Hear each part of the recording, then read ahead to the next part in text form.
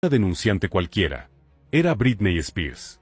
Por primera vez desde el fin del control judicial sobre su vida, no se presentaba como una estrella pop, sino como alguien que sobrevivió a una estructura diseñada para silenciarla. Y lo que reveló ahí sobre Diddy, sobre la víspera de los VMA de 2007, sobre Lu Taylor y Robin Greenhill, fue como una descarga eléctrica que atravesó la sala. La audiencia esperaba un relato sobre bastidores musicales, tal vez alguna polémica del espectáculo. Pero lo que Britney trajo fue algo mucho más profundo, una denuncia de traición, de manipulación sistemática, de un esquema montado para destruirla psicológicamente. ¿Y quién estaba en el centro de todo eso? Según ella, un hombre que jamás imaginó que los secretos de esa noche saldrían a la luz. La industria tembló. El tribunal quedó en absoluto silencio. Y lo que Britney dijo bajo juramento puede cambiarlo todo. Antes de continuar, vale recordar que historias como esta exigen tiempo, responsabilidad y mucho cuidado para ser investigadas y contadas con precisión. Así que, si este contenido te está siendo útil, no olvides dejar tu like, compartirlo con alguien que necesita saber la verdad y suscribirte al canal. Con tu apoyo, podemos seguir revelando los bastidores que muchos quieren ocultar. Durante toda la semana, los fiscales habían insinuado que una testigo sorpresa podría aparecer, pero nadie imaginó que sería ella. Cuando Britney entró en la sala, el sonido de sus tacones fue apagado por la alfombra, la cabeza baja, pero el paso firme. El juez interrumpió lo que decía. Los abogados de Diddy se miraron entre sí, visiblemente preocupados. El mismo Combs se movió en su asiento, susurrando a su abogado. ¿Britney? Ni siquiera lo miró. Al menos no en ese momento. Se sentó frente al micrófono, entrelazó los dedos en el regazo y respiró hondo. La imagen de superestrella cuidadosamente construida durante décadas ya no estaba ahí. En su lugar, una mujer marcada por el tiempo, por la lucha y por cicatrices que el público jamás vio.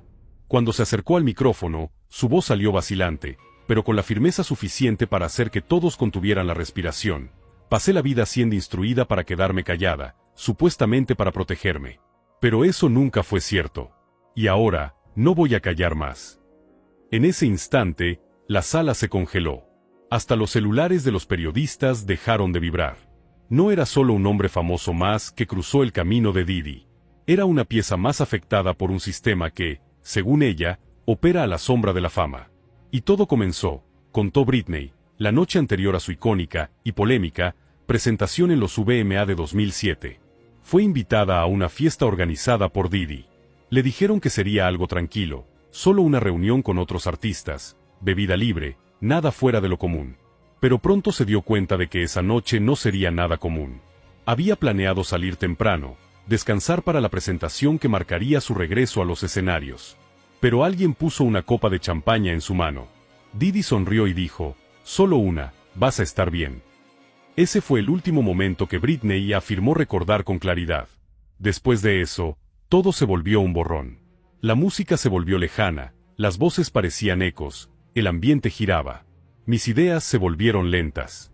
Recuerdo luces, gente riendo, y después, nada más. Al despertar al día siguiente, no era una resaca lo que sentía. Era algo distinto, más profundo, más oscuro. Su cuerpo estaba extraño, pesado, como si no respondiera bien. ¿La memoria? Fragmentada. Aún así, fue empujada al escenario como si todo estuviera normal. La orden era clara, el show debía continuar. Los jurados se movían en sus sillas, visiblemente afectados por lo que oían. Diddy mantenía la mirada fija en el suelo. Hoy entiendo, eso no fue una fiesta. Fue una trampa. Esa copa fue el inicio de todo. Con cada frase, Britney dejaba claro que el evento en Las Vegas no había sido improvisado. En su visión, todo fue cuidadosamente planeado. Una emboscada para debilitarla ante el mundo entero. Él ya me había elegido como el próximo objetivo, y yo ni lo imaginaba. Recordó el lugar, Pure Nightclub, en el Caesars Palace. Flashes por todos lados, artistas divirtiéndose, casi celebrando sus 21 años en un área reservada. Y Diddy, en el centro de la escena, dirigiendo todo como un maestro de ceremonias. Me observaba todo el tiempo. Me ofrecía bebida tras bebida. Le decía a los otros que me respetaran. Pero no era respeto. Era un juego. Me sentía como una figura en exhibición. Según ella, Diddy no era el único involucrado. Personas de la industria estaban presentes, algunas con relación directa con Tristar, la misma empresa que, años después, controlaría su tutela. Entre ellas, Robin Grenell. Britney contó que, en esa época, no sabía quién era Robin, pero jamás olvidó su rostro. Fue Robin quien la condujo hasta un lounge privado, al lado de Diddy. Poco después, todo se volvió oscuro. Confiaba en ellos. Pensaba que estaba segura. Pero no fui protegida. Fui entregada. Relató que, después de una sola copa, no se sintió ebria. Era diferente. Su percepción se alejaba de la realidad. Mi visión se volvió borrosa. Apenas podía pensar. Perdí el equilibrio. Alguien susurró, «Ya fue». Y luego escuché risas. Al día siguiente, sentía que algo había pasado. Algo que nadie quería admitir. Me decían que estaba exagerando. Pero yo sabía que algo estaba mal. Aún lo sé. Para Britney, todo era parte de un proceso mayor. Una especie de ritual para desestabilizarla públicamente y abrir camino al control que vendría después. Y Diddy estaba en el centro de todo. Cuando llegó a los VMA ese domingo, aún no se había recuperado de lo que pasó. Estaba mareada, inestable. No era yo misma. Aún así, su equipo insistía en que tenía que sonreír, bailar, fingir que todo estaba bien. En los camerinos, le dieron un atuendo que nunca había aprobado, un sostén brillante y unos shorts muy cortos. Ella se negó. Pidió otra prenda. «Eso no me queda», dijo. Y la respuesta fue directa, «Póntelo así. Está perfecto». La empujaron hacia el escenario. Las luces se encendieron. La música comenzó. Y Britney, todavía tratando de entender lo que pasó la noche anterior, tuvo que enfrentar millones de ojos, sola. Las luces se encendieron.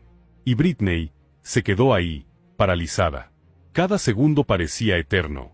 Intentaba bailar, intentaba seguir los pasos, contó. Pero estaba tan fuera de mí que apenas podía moverme. Lo que debía ser el renacimiento de la princesa del pop frente a las cámaras se convirtió en un espectáculo grotesco. Pero para Britney, eso no fue un tropiezo, fue sabotaje. Se aseguraron de verme fallar. Y ahí estaba él. Diddy. Sentado en la audiencia con una sonrisa tranquila en el rostro. Britney dijo que nunca va a olvidar esa mirada. No era sorpresa. Era satisfacción. Y entonces vino la masacre. Titulares. Memes. Panelistas de TV lanzando diagnósticos. La caída pública de Britney Spears fue tratada como entretenimiento. Pero en el fondo, eso fue el inicio de un encierro calculado. Me humillaron a propósito. Me rompieron ante el mundo. Y usaron eso como excusa para encerrarme. La sala quedó en absoluto silencio cuando ella miró a Diddy directamente. Tú comenzaste esto. Y ahora, soy yo quien lo termina. Esa ya no era una artista dando un testimonio. Era una mujer en pie de guerra. No me derrumbé sola, dijo. Ellos me desarmaron. Parte por parte. Y entonces vinieron los nombres. Lou Tyler, Robin Grenell, Tristar Entertainment. Nombres que durante años flotaron alrededor de su historia, ahora resonaban en voz alta, bajo juramento. Al oírlos, los abogados de Diddy se tensaron. Sabían lo que venía. Justo después del VMA de 2007, el teléfono de Britney explotó con llamadas. Pero no eran de apoyo. Eran reproches. Su padre, Jamie. Un hombre llamado Larry. Y una mujer que hasta entonces era una desconocida, Lou Tyler. Decían que estaba perdiendo el control, que necesitaba ayuda. Pero ya hablaban de tomar el control de mi vida, solo semanas después de esa noche. Lou Tyler hablaba con una calma ensayada. Britney dijo que no sonaba como alguien preocupada, sonaba como alguien que ya sabía exactamente lo que venía. Y entonces empezaron las consultas. Las evaluaciones psiquiátricas. Internamientos en clínicas que Britney ni recordaba haber aprobado. Y en cada etapa, ahí estaban Lou y Robin, siempre cerca, siempre observando. Según ella, todo eso no era tratamiento. Era una prueba. Una simulación de lo que más tarde implementarían como definitivo. Estaban ensayando lo que después llamarían tutela. Fue en ese momento que la temperatura de la sala bajó en seco. Britney reveló lo que muchos especulaban, pero nunca habían escuchado directamente de ella. Descubrí que Lou Tyler ya había trabajado con Sean Combs. Mostró una foto. Una captura de un artículo de The Hollywood Reporter, donde ambos aparecen conectados profesionalmente. No fue coincidencia que acabara en manos del mismo equipo que destruyó mi libertad. Me entregaron a ellos. Y afirmó, días después del VMA, Didi y Lu ya habían hablado. Mi colapso fue lo que necesitaban para justificar la tutela. Y ellos lo armaron todo. Decían que yo era inestable. Pero eran ellos quienes manipulaban cada emoción mía. Sobre Robin Grenil, Britney fue directa. Decían que era contadora. Yo la llamo algo mucho más oscuro, mi carcelera. Contó que Robin no solo supervisaba todo, sino que también autorizaba transferencias bancarias provenientes de cuentas de Didi hacia mujeres asociadas a su círculo, pagos que ahora están ligados a acusaciones de tráfico sexual. Pero lo peor aún estaba por venir. Britney describió los centros de tratamiento por los que fue obligada a pasar, lugares que decían ser de rehabilitación, pero que parecían campos de adoctrinamiento. Me atiborraron de medicamentos hasta que apenas podía hablar. La llevaron a una instalación en el Caribe, luego la enviaron a Malibú, y finalmente la colocaron de vuelta en casa, pero bajo vigilancia constante. Sus movimientos eran cronometrados, sus palabras, monitoreadas. No estaba viviendo, estaba sobreviviendo. Durante todo ese tiempo, no tenía control sobre su dinero, su agenda, ni sus propios pensamientos. Los únicos rostros constantes eran representantes de Tristar y abogados contratados por su padre, todos orbitando el mismo centro de poder, Lu Taylor. Y entonces, el golpe final. Uno de los medicamentos que Britney fue obligada a tomar causaba graves lapsos de memoria. No recordaba qué día era. Me quedaba viendo la pared por horas. Cuando preguntaba por qué me hacían eso, decían que yo había firmado, pero no lo hice. Un día, pusieron un papel frente a ella. Logotipo de Tristar en la parte superior. Línea de firma en blanco. Dijeron que era por mi seguridad. Estaba temblando. Firmé porque tenía miedo de perder a mis hijos. Al día siguiente, la tutela fue formalizada. No fui protegida. Fui encarcelada. Ella declaró, con todas sus letras, que Lu Taylor desvió cientos de miles de dólares de su patrimonio a cuentas controladas por Tristar. Y que el asesor financiero de Didi estaba copiado en varias comunicaciones. Pregúntense, ¿por qué mi dinero estaba vinculado al hombre que me dio esa copa? Y cuando Britney intentaba resistirse, rechazando una sesión de fotos, cuestionando los medicamentos, pidiendo salir de casa, era castigada. Más medicación. Más control. ¿Y Didi? Él estaba al tanto de todo. Él inició el espectáculo, y luego miró desde lejos. La voz de Britney bajó. Pero cada frase seguía cortando como navaja. No solo perdí mi libertad. Perdí mi cuerpo, mi imagen, mi privacidad. Y entonces, la revelación más impactante de todas. Robin Grenil y Lu Taylor tenían acceso total al teléfono, la casa y el día a día de Britney. Pero no era solo monitoreo, era vigilancia sistemática. Instalaron cámaras en todos los cuartos. Hasta en mi recámara. No podía ni cerrar la puerta. Los mensajes con sus hijos eran leídos. Hasta las búsquedas que hacía en Google eran rastreadas. Si buscaba mi propio nombre muchas veces, me bloqueaban el iPad. Black Box Security, la empresa contratada por su padre, trabajaba directamente con Tristar. Y fue Robin Grenil quien creó una cuenta espejo de iCloud para seguir cada clic, cada respiro de Britney. Ella contó que descubrió todo eso gracias a un ex empleado llamado Alex Blob, alguien que arriesgó su seguridad para revelar la verdad. Y entonces vino una frase que heló la sala. No solo me monitoreaban, me grababan. El silencio fue inmediato. Britney pidió ver las grabaciones, pero dijeron que eran por seguridad. Pero yo sé lo que hacían, dijo. Estaban juntando pruebas de mi fragilidad para mantenerme callada. Según Britney, una de esas grabaciones mostraba los bastidores del ensayo del VMA, cuando colapsó y murmuró, no puedo hacer esto. Algo anda mal conmigo. Ese video habría sido entregado a su propio equipo legal como prueba de que era inestable. También mencionó la noche de la fiesta con Didi. Preguntó si había imágenes de seguridad. Dijeron que no. Pero hoy, ella cree que el video existe, y que fue usado. Britney miró directo a Didi. Tú dijiste que querías ayudarme, pero la que quedó encerrada en una habitación fui yo. La que perdió 14 años de vida, fui yo. Entonces se dirigió al jurado. Sé lo que piensan. Que estaba fuera de control. Que necesitaba ayuda. Pero eso es lo que ellos quisieron que vieran. Los clips. Los colapsos. Los memes. Nada de eso era yo. Eso era lo que ellos me hicieron. Con esas palabras, cerró el archivador frente a ella. Pero estaba claro, eso era solo la introducción. Su voz cambió al entrar en el capítulo más oscuro de la historia. La sala pareció oscurecer mientras Britney describía la noche en la que, según ella, todo le fue arrebatado: su libertad, su reputación, su voz. Todo comenzó en el Pure Night Club. ¿Sabes qué es peor que perder la cordura?, preguntó. Que alguien te convenza de que la perdiste, cuando fue él quien te rompió.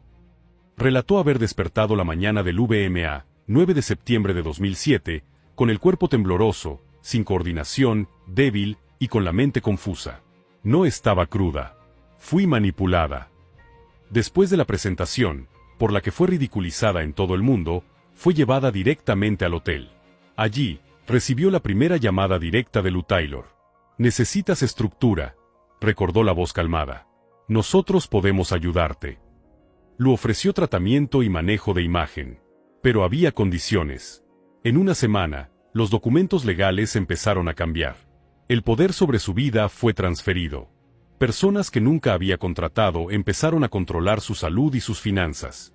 En un punto clave del testimonio, Britney contó que más tarde se enteró de una llamada hecha por Diddy a Lou Taylor, justo después del VMA. Dijo que yo estaba perdida, que el público ya había visto lo que necesitaba ver. Hizo una pausa. Todo fue muy rápido. Una noche, una presentación, y de repente, mi vida ya no era mía. También reveló que alguien del lugar intentó ayudarla esa noche, alguien que habría presenciado su colapso tras bambalinas. Pero esa persona nunca pudo contactarla. Britney afirmó que Diddy tenía conexiones con todos los grandes medios que cubrieron el evento. Por eso, la narrativa cambió tan rápido. Detuvo una mala noche a perdió el control. Y esa fue la narrativa que justificó todo lo que vino después. No enloquecí. Me derribaron. El tribunal se mantuvo inmóvil. Algunos jurados tenían los ojos llorosos. Britney se inclinó hacia el frente. Por primera vez, sus manos estaban firmes. Y entonces dijo: Diddy no fue solo un invitado en ese VMA. Él fue el arquitecto. Enseguida, reveló algo que nadie esperaba. Durante años, me dijeron que no había video de esa noche. Pero era mentira. Lo vi. Según ella, en los últimos meses de la tutela, un ex empleado de Tristar la contactó anónimamente. Esa persona afirmó haber visto imágenes crudas, sin editar, de la noche del 8 de septiembre de 2007, cuando Britney fue a la fiesta de Diddy en el Pure Night Club. La grabación, según el denunciante, nunca fue publicada. Nunca mencionada en ninguna investigación. Nunca registrada por las cámaras del hotel. Porque, como contó Britney, esas imágenes no pasaron por la seguridad del hotel. Fueron directo a Diddy. En el video, aparece bailando brevemente, bebiendo de una copa entregada por un hombre de traje gris. Ella lo recuerda. No sabía su nombre en ese momento, pero años después lo reconoció en una foto como uno de los asistentes de Diddy. En el video, Britney empieza a tambalearse, luego se sienta, visiblemente desorientada. Un grupo de hombres la rodea. Poco después, la sacan del cuadro. La grabación termina ahí. Pero es suficiente, dijo al jurado. Muestra que no tenía el control. Muestra que no salí de ese club por voluntad propia. Relató que ese video fue mostrado a Robin Grenil y a otros miembros de Tristar, no para ayudarla, sino para ser archivado como garantía. Como prueba de que Britney Spears no era capaz. No destruyeron esa cinta, dijo. La guardaron como trofeo. Después, vino otra revelación aterradora. El denunciante contó que Tristar y sus afiliadas tenían decenas de grabaciones parecidas. No solo de Britney, sino de otras artistas. Grababan a chicas en fiestas, hoteles, baños. La voz de Britney se quebró. Y Diddy tenía acceso a todo. No solo me grabó, me mantuvo. Miró fijamente al jurado. Ahora entienden por qué no podía salir. Por qué, cada vez que trataba de hablar, ellos tenían algo para usar en mi contra. Esa presentación en los VMA no fue un colapso. Fue evidencia. Evidencia que usaron para encerrarme. Entonces Britney miró a Diddy por primera vez ese día. Y tú. Tuviste todo pasar. Dejaste que pasara.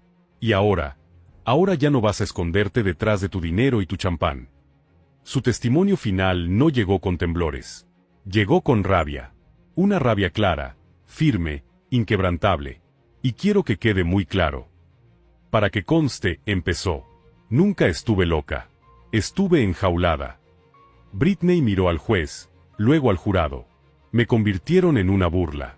Dijeron que era inestable. Y cuando pedí ayuda, dijeron al mundo que solo era otro colapso. Hizo una pausa. Pero yo no me estaba rompiendo. Estaba rogando que alguien me escuchara. Contó que, después de que se estableció la tutela, empezó a vivir bajo vigilancia constante. Cada llamada era grabada. Cada pastilla era administrada por orden de otros. Le quitaron a sus hijos. Y todo lo que ganaba iba directo a una red de empresas y gerentes con algo en común, Tristar. Y a través de ellos, la conexión directa con Didi. Perdí $100 millones en esa prisión legalizada, dijo. Decían que era por mi protección. Pero lo único que protegían era su propio sistema. Incluso después del fin de la tutela, reveló que no se sentía segura para hablar. Decían que Didi tenía gente. Que si decía algo, desaparecería de nuevo. Así que me callé. Hasta ahora. Entonces ocurrió algo que nadie esperaba. Britney sacó del bolsillo un pedazo de papel arrugado, con los bordes gastados. Una nota escrita a mano, con fecha de 2009. Explicó al tribunal que nunca le permitieron enviarla. Escribí esto para Didi. Tenía 27 años. Aún intentaba entender cómo alguien que casi no me conocía tuvo un papel tan devastador en mi vida. Y entonces, con voz firme, leyó: espero que haya valido la pena. Todo lo que te prometieron a cambio de destruirme. No sé si algún día lo vas a admitir, pero yo sé lo que vi. Lo vi en tu cara, la noche que brindaste conmigo antes de los VMA. Sabías que era una trampa. Y aún así, sonreíste. La sala quedó en absoluto silencio. Ni Didi se movió. Britney dobló cuidadosamente la nota y la guardó de nuevo en su bolsillo. No estoy aquí por dinero. No estoy haciendo esto por fama. Lo hago porque mis hijos merecen saber la verdad. Merecen saber que su madre no falló. Fue saboteada. Se volvió hacia el juez. Durante 14 años, rogué que alguien me escuchara. Ahora que ya escucharon, por favor, no le dé la espalda otra vez. Y con eso, Britney Spears se levantó, agradeció al tribunal y salió de la sala. No como ícono pop, sino como una mujer que por fin contó la historia que intentaron enterrar. Didi,